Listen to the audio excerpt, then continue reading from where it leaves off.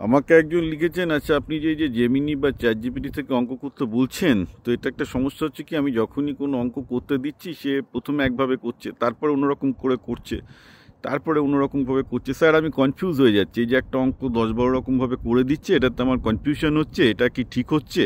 তাহলে আপনি কেন চ্যাটজিপিটি বা জেমিনি বা এআই সিস্টেম থেকে অঙ্ক করতে বলছেন? এরা তো মাল্টিপল সলিউশন দেয়।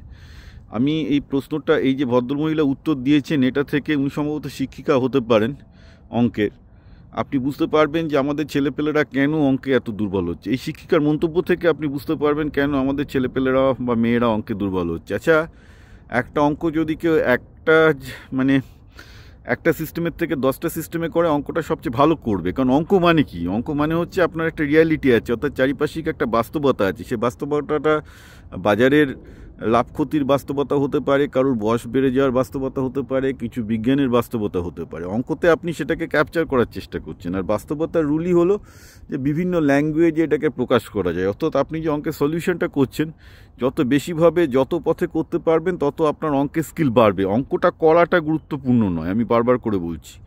অঙ্কটা বোঝা গুরুত্বপূর্ণ, আর এই বোঝার জন্য যতভাবে করবে ততভাবে হবে। তাহলে এই ভদ্রমহিলার সমস্যাটা কি অঙ্কের টিচারের? তার ধারণা অঙ্কটা সলভ করতে হবে, কারণ অঙ্কটা সলভ করে 100-এ 100 পেতে হবে।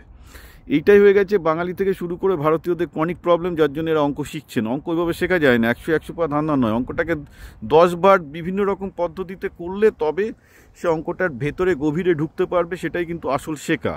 তো এই ধরনের শিক্ষক শিক্ষিকা যদি হয়, তাহলে ছাত্ররা কি অঙ্ক শিখবে?